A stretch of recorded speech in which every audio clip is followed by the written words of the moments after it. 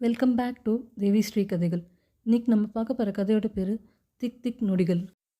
பிரீத்தி கிச்சனை சுத்தம் செய்துவிட்டு லைட் ஃபேன்களை ஆஃப் செய்துவிட்டு படுக்கை அறைக்குள் சென்றாள். அங்கு ராகுல் அவளுக்காக காத்து கொண்டிருந்தான். இருவரும் சிறிது நேரம் பேசி கொண்டிருந்தனர். ராகுல் தன் மனைவி பிரீத்தியிடம், பிரீத்தி லைட் ஆஃப் பண்ணிட்டு வா, படுக்கலாம் என்று கூறினாள். பிரீத்தி லைட்டை ஆஃப் செய்துவிட்டு அவன் அருகில் படுத்தாள். இருவரும் தூங்க சென்றார்கள். வெளியில் காற்று நல்ல பலமாக வீசி கொண்டிருந்தது. வெளியில் லேசாக மழைத்தூறல் போட்டு கொண்டிருந்தது. பலத்த இடி மின்னல்.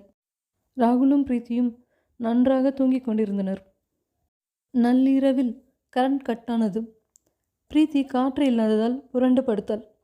கொசு காதோரம் ரெங்காரம் செய்தது. பிரீத்திக்கு தூக்கம் கலைந்தது. தூக்கம் வராமல் புரண்டு படுத்தாள். திடீரென்று டமால் என்ற ஒரு சத்தம். பிரீத்தி அடித்து பிடித்து எழுந்து அமர்ந்தாள்.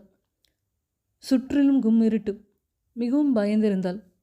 பின் சுதாரித்து என்ன சத்தம் என்று உற்று கவனித்தாள்.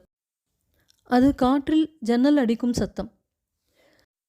பிரீத்தி காற்றுல ஜன்னல் திறந்துக்குச்சு போல என்று யோசித்து கொண்டே தன் மொபைல் ஃபோனை எடுத்துக்கொண்டு வெளியில் சென்றாள். தன் மொபைலில் உள்ள டார்ச் லைட்டை ஆன் செய்து அந்த ஜன்னலை சாற்றினாள். அப்போது அவள் வாசல் கதவின் தாழ்பால் திறந்திருப்பதை கவனித்தாள்.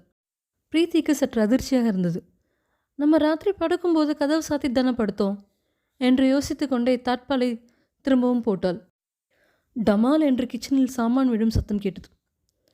பிரீத்திக்கு யாரோ தன் பின்னே இருப்பது போல் ஒரு உணர்வு. லேப்டாப் லேப்டாப் என்று அவள் இதயம் துடிக்கும் சத்தம் அவளுக்கே கேட்டது. பிரீத்தி பயந்து கொண்டே கிச்சனை நோக்கி பொறுமையாக சென்றாள். திடீரென்று ஒரு கை அவள் மேல் விழுந்தது. அவள் மூச்சு நின்றது. அவள் கையில் இருந்த மொபைலை கீழே போட்டாள். ஆ என்று அலறிக்கொண்டே திரும்பி பார்த்தாள்.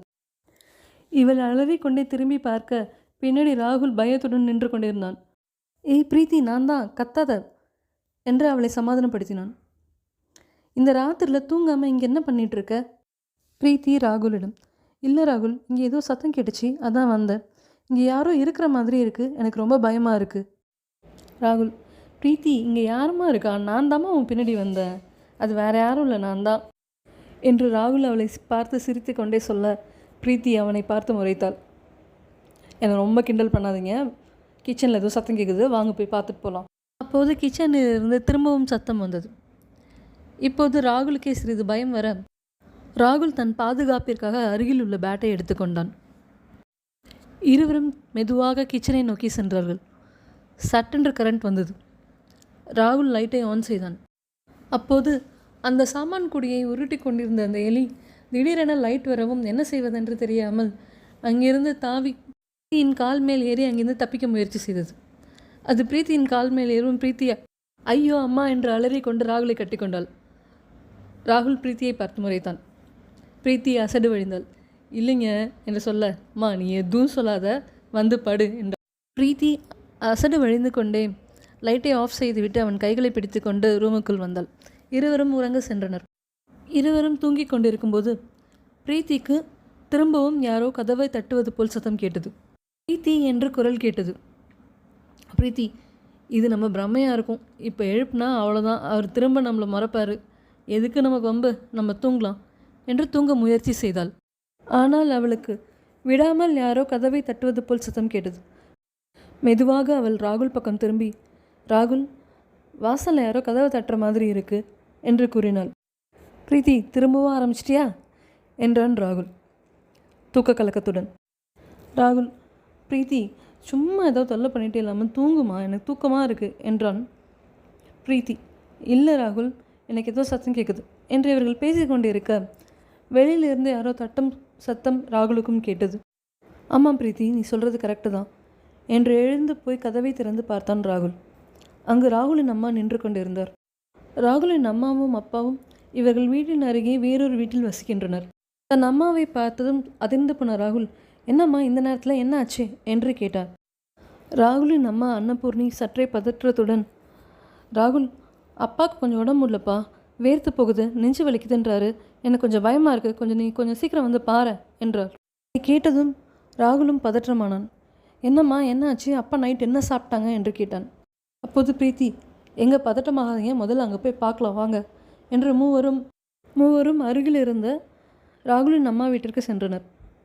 அங்கு ராகுலின் தந்தை ராகுலை பார்த்ததும், ராகுல் எனக்கு நெஞ்சு வலிக்குதுப்பா என்று. என்னப்பா ஆச்சு, ஏதாவது நைட்டு ஏதாவது சாப்பிட்டீங்களா?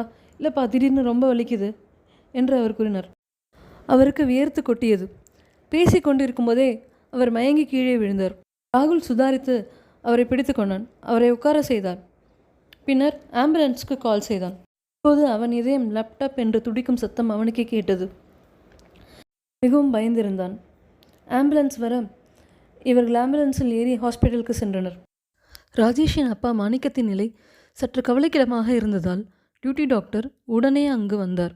நர்ஸ், இவர் உடனே எமர்ஜென்சி வார்டுக்கு கூட்டிகிட்டு போங்க என்று சொல்ல, அங்கிருந்த வார்ட் பாயும் நர்ஸும் மாணிக்கம் படுத்திருந்த ஸ்ட்ரக்சரை எமர்ஜென்சி வார்டுக்கு தள்ளி கொண்டு போனார்கள்.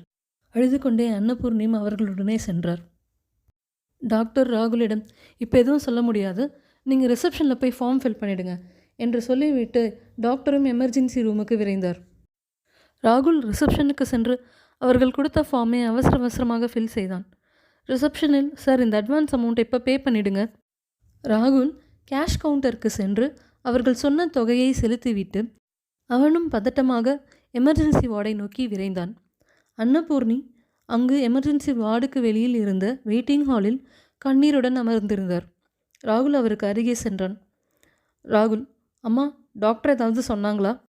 அன்னபூர்ணி கண்ணீர் மல்க, இல்லைப்பா, 2 டாக்டர் அவங்களுக்குள்ளேயே ஏதோ பேசிக்கிட்டு வேகமாக போனாங்க, என்கிட்ட எதுவும் சொல்லலை என்றார். ராகுல், அம்மா அழாதீங்க, அப்பாவுக்கு சரியாயிடும் என்று அவரை தேற்ற முயற்சி செய்தான். ஆனால் ராகுலுக்கும் உள்ளுக்குள் பயமாக இருந்தது. அவனுக்கும் உள்ளே திக் திக் என்று இருந்தது. டாக்டர் வெளியில் வந்தார். மாணிக்கம் அட்டண்டர் என்று குரல் கொடுத்தார். ராகுல் வேகமாக அவரிடம் சென்றான். டாக்டர் ராகுலிடம், heart attack second stage, but he is out of danger now. உயிருக்கு எதுவும் ஆபத்தில்லை, இனிமேல் நீங்கள் பயப்பட வேண்டாம். இன்றைக்கி ஒரு நாள் மட்டும் ஐசியூவில் இருக்கட்டும், நாளைக்கு மதியம் ரூமுக்கு ஷிஃப்ட் பண்ணிடலாம் என்று சொல்லிவிட்டு அவர் அங்கிருந்து நகர ராகுலும் அன்னபூர்ணியும், ரொம்ப நன்றி டாக்டர் என்றார்கள். டாக்டர் அன்னபூர்ணியிடம், இது எங்கள் கடமைம்மா, பயப்படாதீங்க, அவர் சீக்கிரம் நார்மலுக்கு வந்துடுவார் என்று சொல்லிவிட்டு அங்கிருந்து சென்றார்.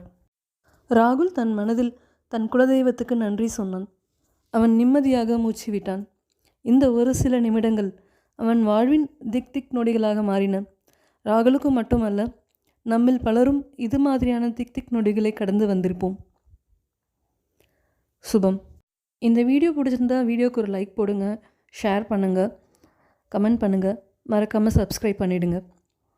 இன்னொரு வீடியோவில் வேற ஒரு கதையோடு உங்களை சந்திக்கிறேன். தேங்க்ஸ் ஃபார் வாட்சிங் தேவி ஸ்ரீ கதைகள்.